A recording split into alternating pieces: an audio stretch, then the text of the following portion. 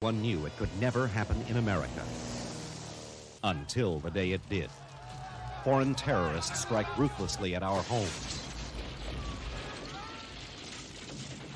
and businesses in the new action epic, Invasion U.S.A. Our making-of cameras travel to Miami, Florida, Atlanta, Georgia, and the Everglades to capture the behind-the-scenes magic of this box-office smash. Chuck Norris returns once again as America's premier fighting hero in this story of danger and intrigue. To lose this?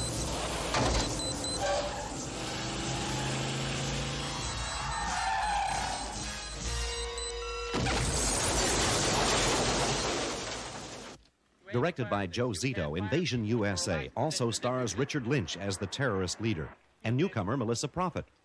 The screenplay was written by James Bruner and Chuck Norris and is based on a story by Norris's brother, Aaron. Stories about an international terrorist who is backed by someone, we don't really know who. And he mobilizes all the terrorists in America, and they go out to every major city in America, hundreds of them, and they start blowing up neighborhood homes, shopping malls, buses, restaurants, businesses.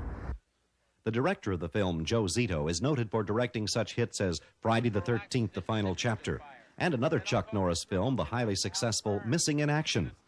For the film's opening, Zito wanted to express a serene and peaceful atmosphere for the home of the Chuck Norris character, Matt Hunter. I wanted to have Matt be a man who was in search of peace, but always drawn into battle.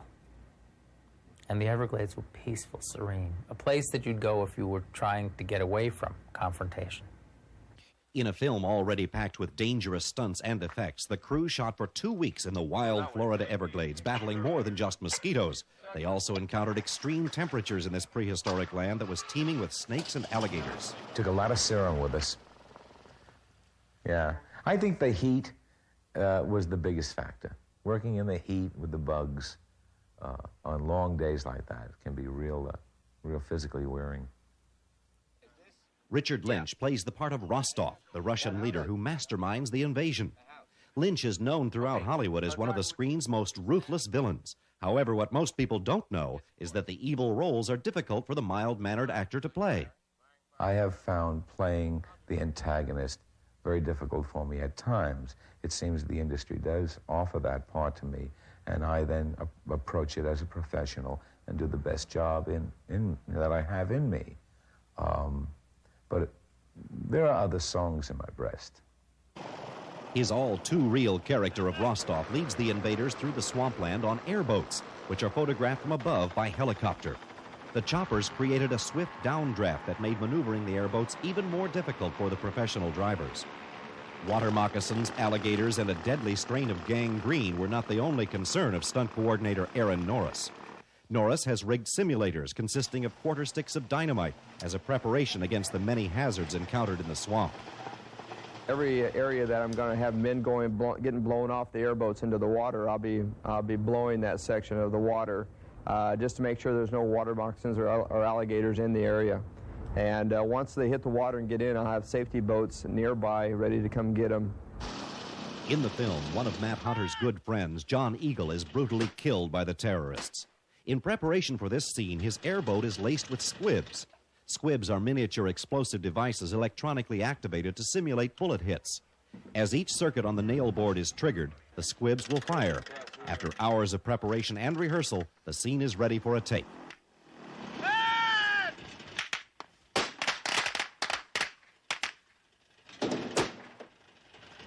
Next, the reverse angle of the terrorist firing the weapons must be shot. Director Zito positions a red target so the actors will be shooting at exactly the correct eye line. Therefore, when the film is edited, they will appear to be shooting at John Eagle. Another element to this action-packed opening is when Chuck Norris's stunt double, Dean Ferrandini, crashes through a window to escape the terrorists' explosive attack on the swamp house. It's where Chuck seen the guys on the terrorists coming in with the bazookas. They've shot John Eagle, and they're going to blow the house up. Chuck runs, dives through the window to escape. Lands out there, is slightly stunned. The terrorists come in looking for him. He's not here. He escapes on the airboat. Now for the most intricate part of the sequence, the actual exploding of the swamp house. The special effects crew works for a perfect balance of explosives in order to achieve the most realistic blast possible. The rest of the crew sets up on a floating dock across from the swamp house. A handheld camera is stationed behind actor Richard Lynch. A cannon will be fired by Lynch toward the house, and the powerful explosives will be simultaneously detonated.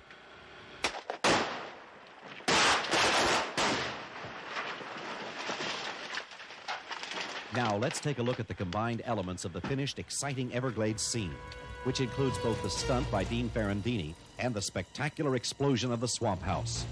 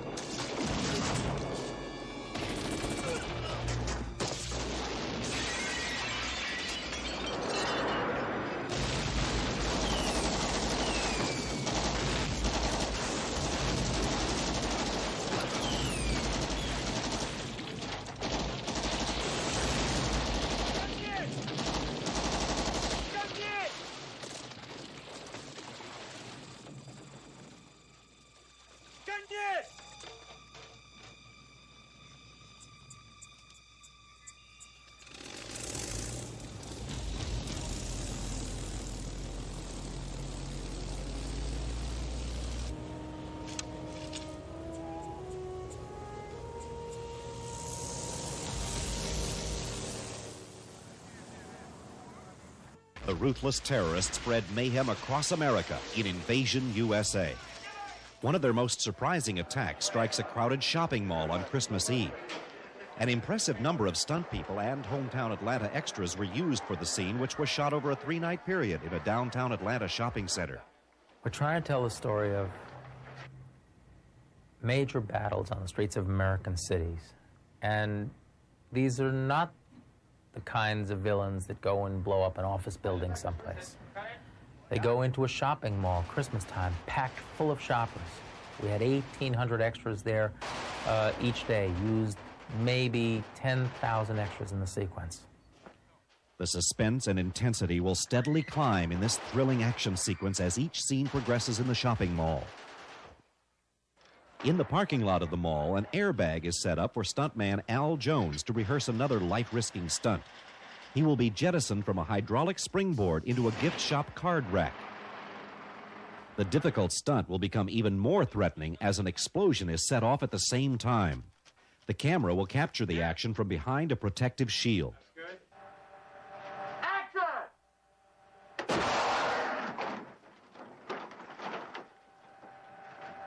Jones emerges unharmed, and his daring stunt will add an extra bit of realism to the exciting sequence. The shopping mall scene will include a thrilling entrance by the Matt Hunter character. Stuntman Don Pike will stand in for Norris in this hair-raising stunt in which he will crash through the front doors of the crowded shopping mall, swinging dangerously close to pre-positioned stuntmen. Finally, his harrowing feat will come to an end when he smashes into a storefront. And now it's time to see Chuck Norris in action, and has worked his way up the ladder of success to star in such noted films as Missing in Action, Code of Silence, and Lone Wolf McQuade. He's famous for performing the majority of his own stunts. However, in Invasion U.S.A., he attempts the extraordinary when he hangs onto the side of a speeding truck as it careens through mall displays and crowds of shoppers. Shopping mall, of course, has been the hardest and most hair-raising, most dangerous thing I've done, probably the most dangerous stunt I've ever done on film. It isn't easy for stunt coordinator Aaron Norris to direct such a dangerous trick when it's his own brother whose life is on the line. I don't like putting my brother in that position, but he's so good and he's so game. And I see a situation that I have taken I have done my homework on, and I've taken and done every step I can do for complete safety. And now let's take a look at the entire action-packed shopping mall sequence, including the most dangerous ride of Norris's career, as it will appear in the final film.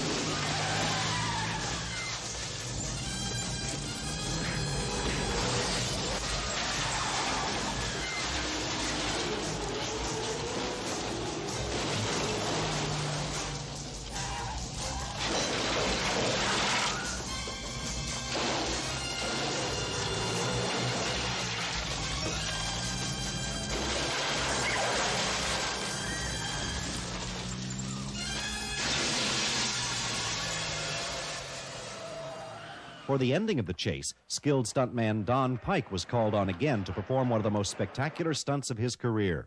Stunt coordinator Norris designed the stunt himself. Stunt is blowing a truck in a complete fireball and rolling it end over other cars, doing what we call a pipe ramp. But not only a pipe ramp, it came out of a fireball that was probably about 150 feet in diameter. Pike runs the stunt over and over in his mind to make sure there are no potential mistakes. Okay, at this point, I've gotten my 20 miles an hour up. Now I have to key myself in on the ramp. And I have to hold it on the ramp. My speed will be okay by the time I get to my position. I got to press the button as soon as I hit the ramp. There's going to be one explosion and then mine. One explosion and mine. He's ready. The cameras roll and the stunt begins.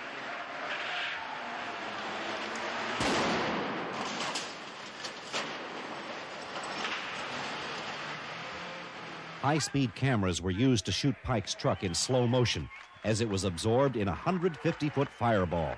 Again, take a look at this incredible finished scene.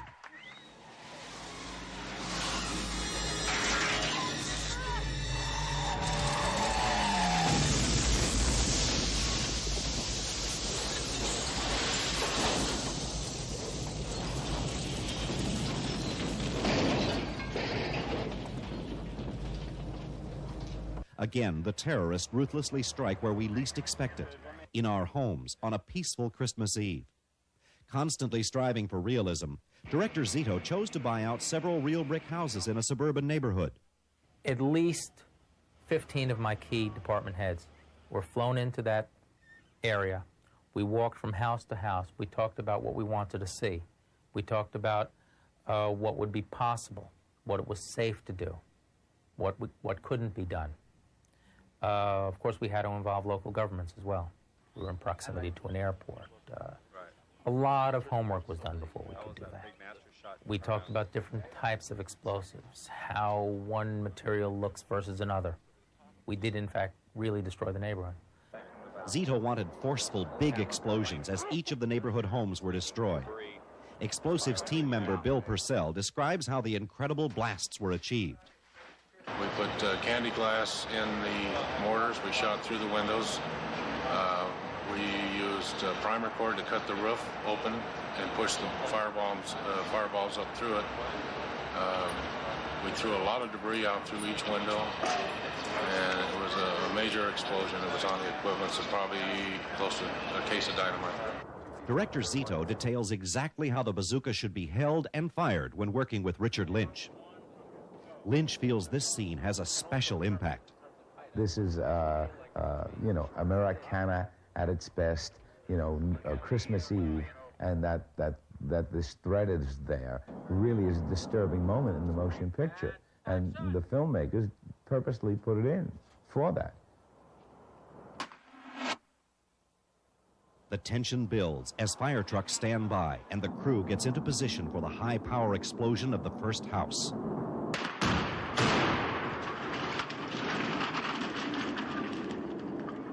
The blast goes smoothly and no one is injured. 5 real houses were destroyed during the 5 nights of shooting. High-power explosions violently shook the neighborhood. Here is how the finished film version of this neighborhood invasion appears on the screen.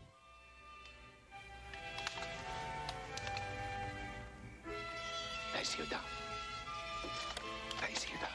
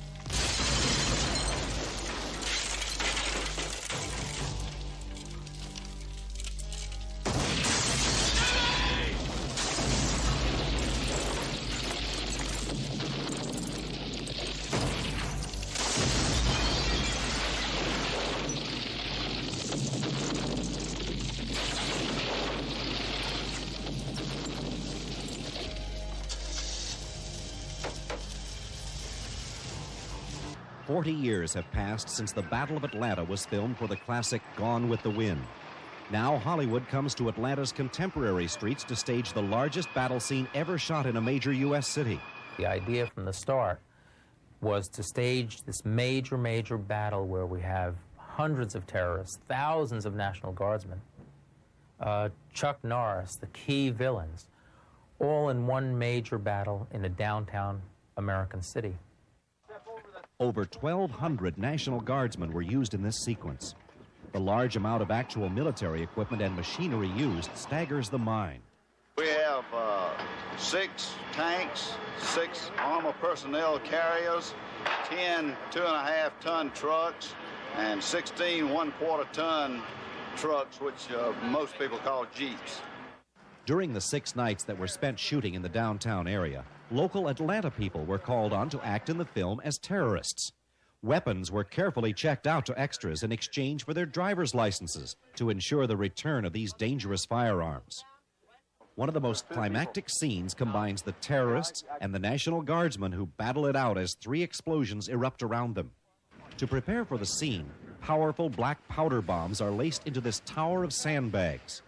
Explosives expert Bill Purcell describes what is used in a battle of such magnitude. We used alcohol, black powder bombs, and we threw a lot of debris and the other soft debris because of the personnel we've had around. We used roughly a gallon of alcohol in the mortars, all directional and controlled. Finally, to complete the realism of this battle scene, squibs must be planted into the uniforms of both the terrorists and guardsmen. These squibs are small plastic bags filled with fake blood, which a remote battery explodes on cue. Put the corner of the bag where the impact is supposed to be. So once the blood is blown out, gravity feed forces it out of the hole after you shoot. A small piece of foam is placed between the actor and the squib to keep him from feeling a sting as it explodes. This time-consuming process must be repeated many times over for each piece of clothing worn by the actors. First, the explosives are checked, then the guns are refilled with blanks, and finally, the actors are rehearsed and fitted for the squibs. This dynamic scene, which features 3 continuous explosions and several hundred actors, is ready to roll.